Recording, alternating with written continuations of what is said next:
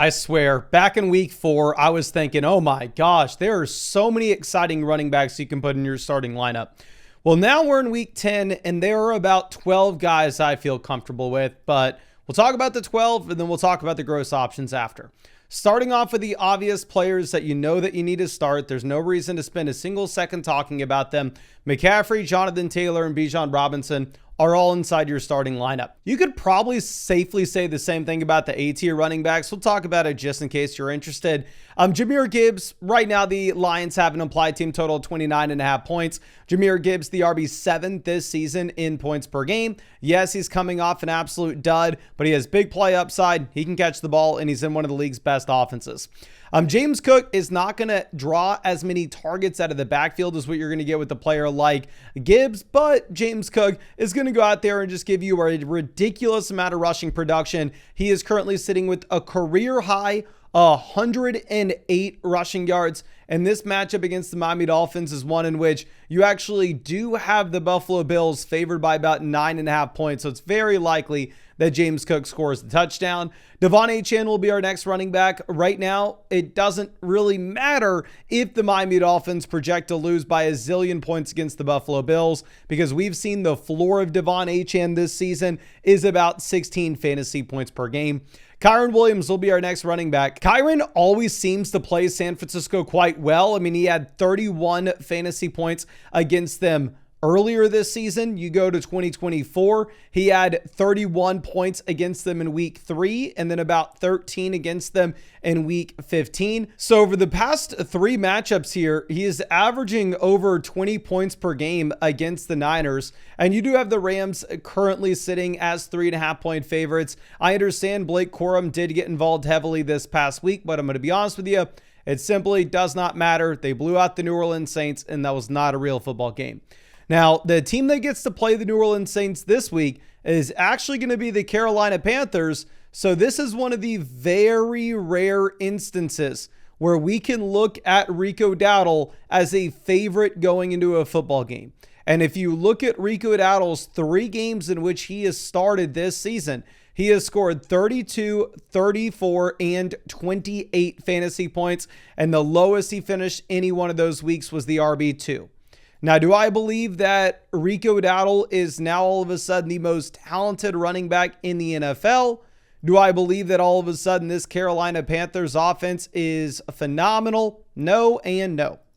I think Rico Dowdle is a must-start running back regardless, especially in this kind of week, though, where you have a phenomenal matchup against New Orleans, where you could realistically see this team being able to run the ball consistently in the second half.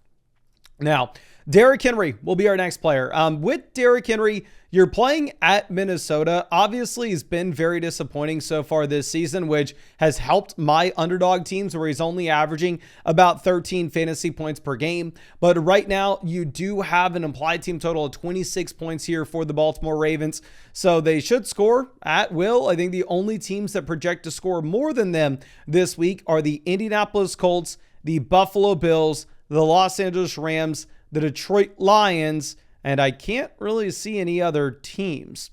Now, moving over to the B tier, we are going to have Josh Jacobs, who's currently averaging 19.5 fantasy points per game and is the RB4. Now, Josh Jacobs is the running back 1 for my own fantasy football team. So I am very excited to go out there and start him most weeks going into the future. But there's a big but with this one. It's not a great matchup playing against the Philadelphia Eagles. Here, the over-under of this game is only 44.5 points, so it should be slightly lower scoring. And also, we've seen Emmanuel Wilson expand his role in this offense as of late. Now, Quinshon Judkins typically is not going to rank this high in our rankings because typically the Cleveland Browns are going to be heavy dogs where it's going to be tough for them to run the ball in the second half. And if you look at Judkins, this is a running back that doesn't have a role on third down. But does any of that matter right now? No, it does not. Because with Judkins, he is playing the New York Jets. I don't know if you were paying attention on Tuesday, but the New York Jets, they waved the white flag. They said, you know what? We are fine losing every single game this season by 30 points. Just give us future draft picks and let us have the 101 next year. So I think that this is a spot in which the Browns can actually win. They are favored in this game. And in that instance, you could have those rushing touchdowns there for Judkins.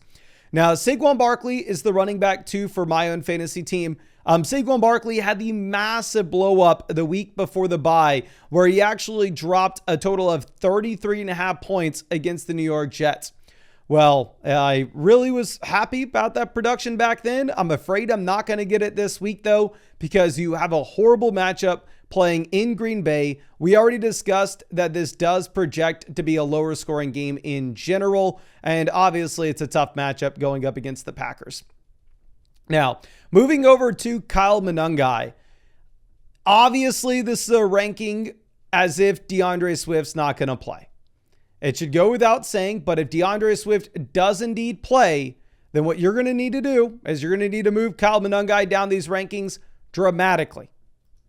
But, I mean, hell, this past week, yes, it was a phenomenal matchup playing against the Cincinnati Bengals, but still, he came through. He had a total of 31 opportunities at 98 total yards. So, this matchup against the Giants isn't half bad. They are favored in this game by about 3.5 points. So, I'd start Kyle Monangai if you have no DeAndre Swift.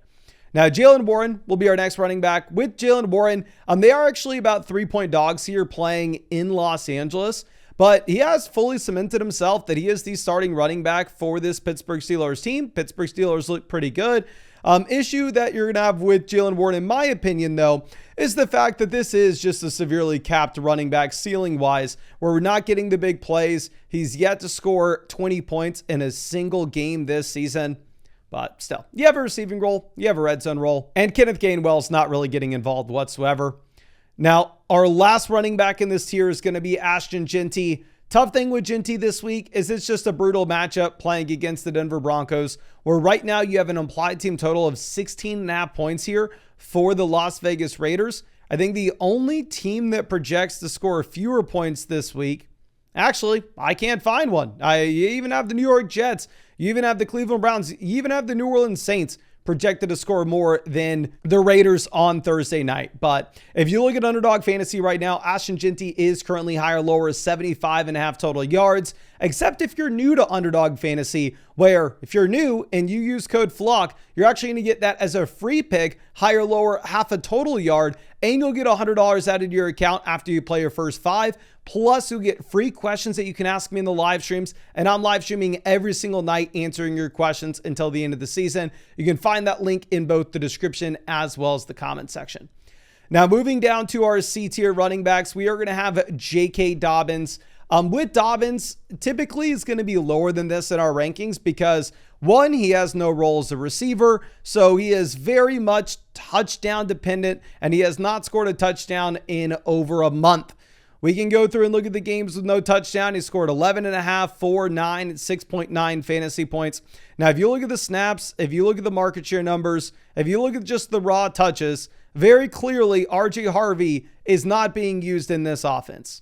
But RJ Harvey, you assume that he expands his role just because of how efficient he has been, and he has been able to provide this team the few big plays that they've seen. Now, with that in mind, though, this is a great matchup against the Raiders, though. So if you're ever going to see J.K. Dobbins go out there and score that rushing touchdown, probably would be now. Now, moving over to Jordan Mason, I am making this ranking under the assumption that you are going to have no Aaron Jones.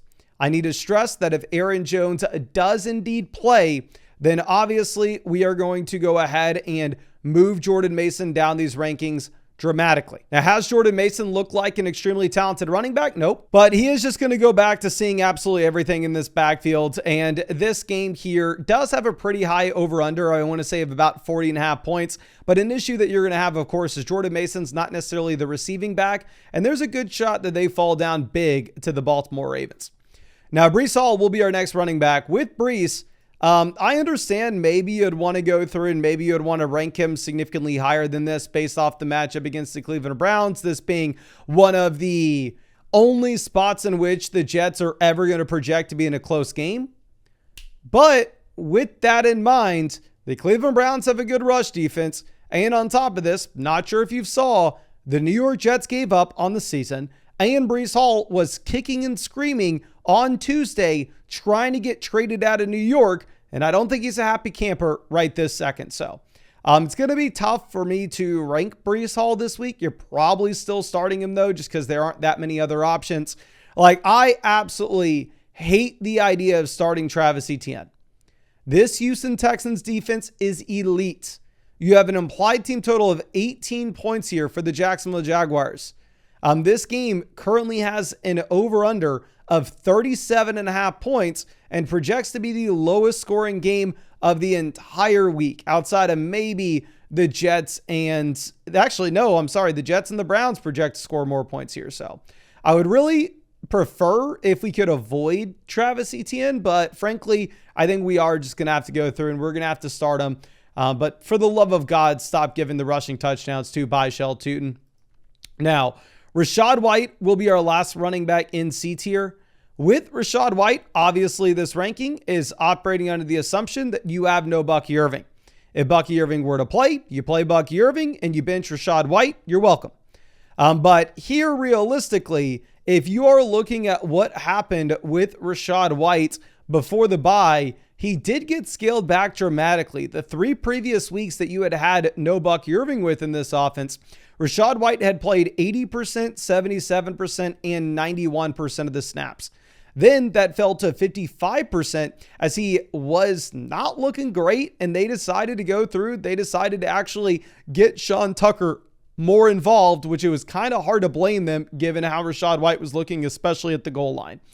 This matchup against the New England Patriots is one in which it should be a pretty high-scoring game, though, and you do have the Tampa Bay Buccaneers favored as well coming out of the bye week, so you'd probably end up starting Rachaad White even if there are reasons to be concerned. Now, moving over to David Montgomery, here you are a massive favorite against the Commanders. 9.5 point favorite. And this is the spot in which you can see David Montgomery come through and give you the rushing touchdown. Now, am I going to sit here and say that Montgomery has a crazy high ceiling? Not at all, because very similar to J.K. Dobbins, if Montgomery doesn't score a rushing touchdown, his production is going to be in the gutter. You've seen the games with no rushing TD be 8.5 points against the Packers, 1.2 points against the Browns, 8.1 against the Chiefs, and then 5.9 against Tampa. But realistically, again, like we discussed, this is going to be a spot where they should be able to just run the ball over and over and over again. Now, moving over to a Mr. Kenneth Walker. What was very interesting to see this past week is Seattle just let Sam Darnold rip it. And we have not had Kenneth Walker score double-digit fantasy points since week 10. He has no role as a receiver whatsoever. He's splitting a backfield with Zach Charbonnet. It looks horrendous for Kenneth Walker right now in Seattle. It's crazy that there are only like 20 startable running backs at this point. Going over and looking at Kamani Vidal, like he looked like a must-start running back this past week, in my opinion. And then all of a sudden, he turned into a running back by committee. You have a Joe Alt injury, so this offense is just going to be worse, especially the run blocking unit here. So think you have to take a significant hit with Kamani Vidal, and then going over and looking at Trevion Henderson. Hendo is obviously only in play if you have Ramondre Stevenson out. Now, I will say with that, though, you still don't even have him with every single touch out of this backfield, where you do have Terrell Jennings getting involved out of all players. Now, the last running back that I'll mention in this tier is going to be Tyrone Tracy. Tyrone Tracy is currently battling it out with Devin Singletary and an offense that isn't great, where neither running back is the clear lead RB, and neither running back is especially that talented. So it's tough to be excited about Tyrone Tracy. Then going over and looking at E tier, Zach Charbonnet currently is averaging 9.4 fantasy points per game. You have this offense all of a sudden just kind of abandoning the run, looking to go out there and sling it, while at the same time, Kenneth Walker could expand his role at any point. And then with Alvin Kamara, Kamara looks like he is just done. I've never seen a player look this washed before. Like Alvin Kamara is averaging 9.2 fantasy points per game. He is averaging 3.6 yards per attempt and 4.4 yards per target, both of which are career lows, not even remotely close. Dermicado, I would love to say like, oh, all of a sudden he's actually a lead back, blah, blah, blah. The thing with Dermicado is you're looking at a running back that's playing against the Seattle Seahawks and an offense that is projected to score fewer than 20 points, while at the same time, he's not good. Ja'Cory Cross-Merritt is currently a 9.5 point dog against the Detroit Lions. Ja'Cory Cross-Merritt's not going to catch a single ball out of the backfield. I mean, we go through and look at this. He's averaging less than a reception a game right now. He hasn't had a single double-digit fantasy performance over the past month. And now you have no Jaden Daniels. They have no shot to make this a competitive game against the Detroit Lions. Looking at Woody Marks, he's averaging 9 points per game.